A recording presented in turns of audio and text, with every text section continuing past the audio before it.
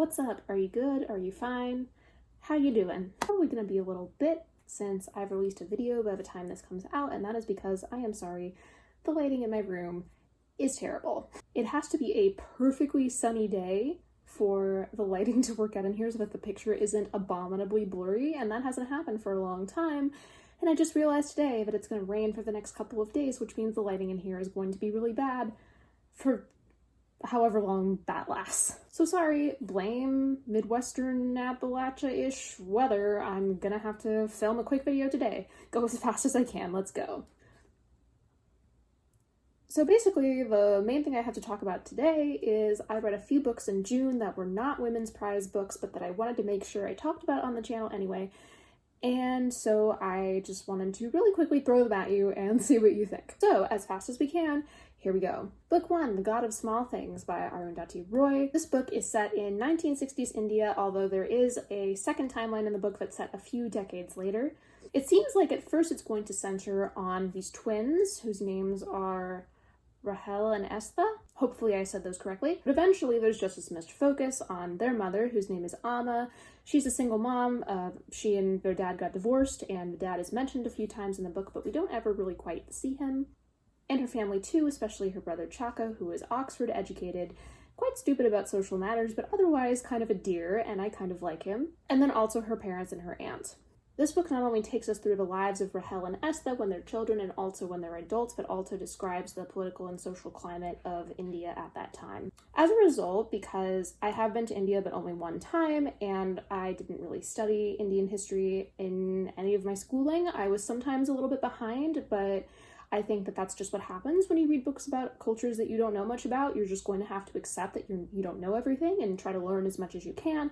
Look up things if that helps you. Don't let that stop you from reading the book. Although the writing style can be heavy, pretty much every possible trigger warning I could think of would be in this book. It can also be quite funny, and the writing is, at its best, some of the most beautiful I've read in a very long time. I sometimes doubted that Arundhati Roy was actually human, because her sentences were so gorgeous. However, it took me a really long time to truly enjoy this book, and that's not entirely because of the learning curve due to the different topics about Indian history that I didn't know about. It was also in some ways the writing and the structure. But jumping back and forth, I don't always have trouble with that in books, but sometimes it can get really confusing if it's like the same characters each time and you're not really sure which timeline you're supposed to be in. I also felt like occasionally the writing would get a little bit too cutesy, a little bit too flowery. I think that some writers just struggle with writing children when they are no longer children, and in some ways I felt like Arundhati Roy did this, especially in parts when the children were narrating. She would like randomly capitalize different concepts and nouns, and I didn't really understand why she was doing that, except to make it feel kind of Alice in Wonderland-like, potentially, and that just got a little bit too cutesy for me. And the characters, a lot of them took a ferociously long time to warm up to, but once I was in, I was in. I was so in. I can't talk about the ending because people are going to get mad at me if I do that, but I will say it's one of the best endings to any novel that I've read in many years. I don't know if I'll say ever, but in many years. So, I don't know, I guess I'm gonna give it 4 stars. It was good. I learned. It was well written.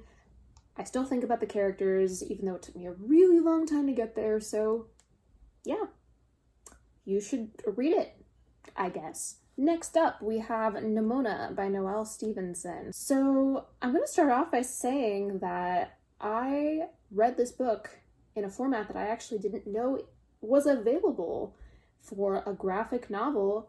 I actually read this as an audio drama. The audiobook is about 2.5 hours long, maybe 3. It stars Rebecca Soler as Nimona, and also Jonathan Davis as Ballister Blackheart. So it was kind of weird for me to not be able to see any of the art, but I'd never tried this way of reading a graphic novel before, and I thought overall the performances were excellent. It really felt like a radio drama that you could listen to on a podcast or on old-fashioned radio or something. It was really, really cool. I've read another book by Noelle Stevenson, and I gave that one 3 stars, and I'm giving this one 3.5, so I liked it a bit better, but I'm actually a little bit more upset about this one because there was so much good in it, and then a few things just kind of took it down a peg for me. First of all, I love the dynamic between Nimona and Blackheart. Blackheart is a supervillain, and Nimona wants to be his hench person. And Nimona is a shapeshifter, so she can change into any kind of creature that she wants, and so she uses this ability to try to impress Blackheart and have him invite her on board.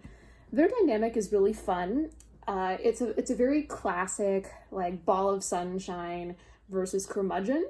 And I know that that has been done before, but I really liked their exchanges in this book. They argue about the merit of zombie movies, and the book makes that work, and it makes that funny, and they also have very fraught discussions about good and evil, and the book makes that work too. Really, any part with both of them in it was fantastic. The world building in this book is kind of neat too. It's sort of a medievalish / technological mashup, and I've not really seen that before, and it was interesting to hear. I couldn't read it or look at the art visually, but it was interesting to hear how Stevenson was putting the technological aspects and also the medievalish aspects together, and so that was another fun part about the book. However, I ended up having to give this book 3.5 stars, partly because I wanted some more answers about some characters than I got at the end, and I kind of get why we didn't get them, but like, I wanted them.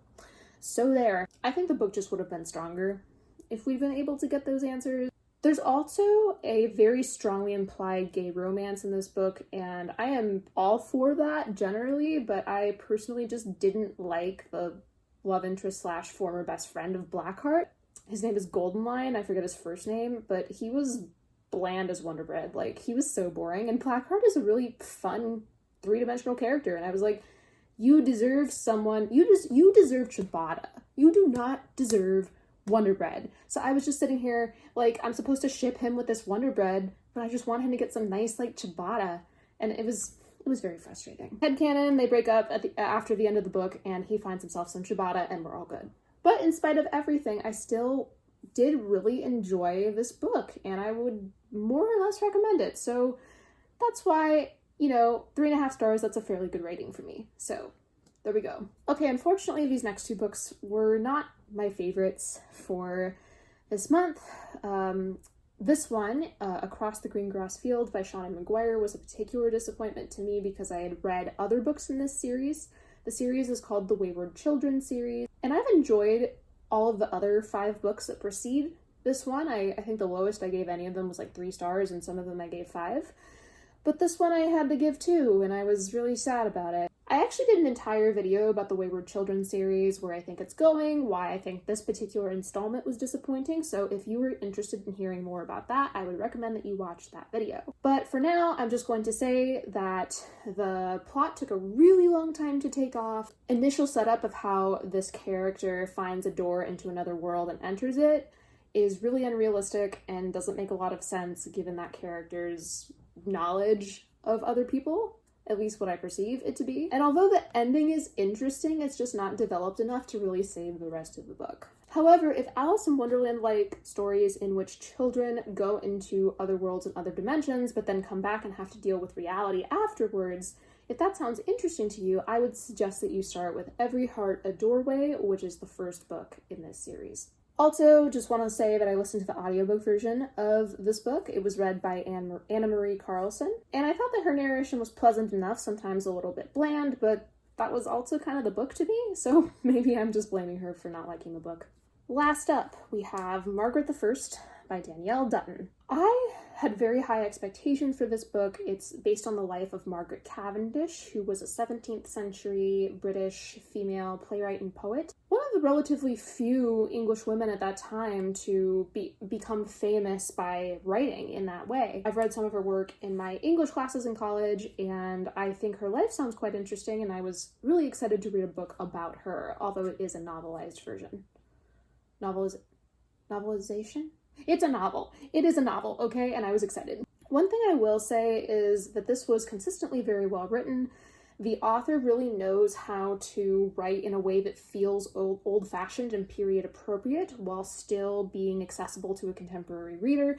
So I would recommend this book for that reason, if that's something that's really important to you. I also really enjoyed the details of Renaissance and Restoration life. That was really beautifully drawn. And for a large portion of the book, Margaret herself is narrating in first person, and I did feel that most of the time her thoughts and feelings were conveyed well. However, basically every other character in this book didn't seem to matter at all. We don't hear very much about anyone else. A significant chunk of this book just goes back to third person for no real reason, and I couldn't figure out why, and that sort of took me away from the character of Margaret, which was very annoying. Also, this book isn't quite a fictional biography per se, and it isn't quite a novel. It's like not really sure what it wants to be, and sometimes I felt like some of the commentary, even on Margaret's part, was a little bit too indicative of the fact that this is history, this was a real story. The author clearly tried to insert quotes from Margaret's actual work as much as she could, but they were often very awkwardly inserted,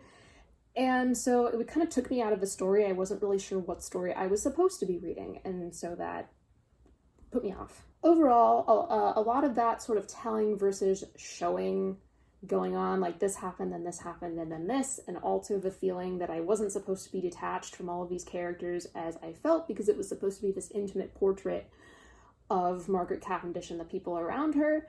I just overall was disappointed by this and did not care for it, and mainly finished it because it was short.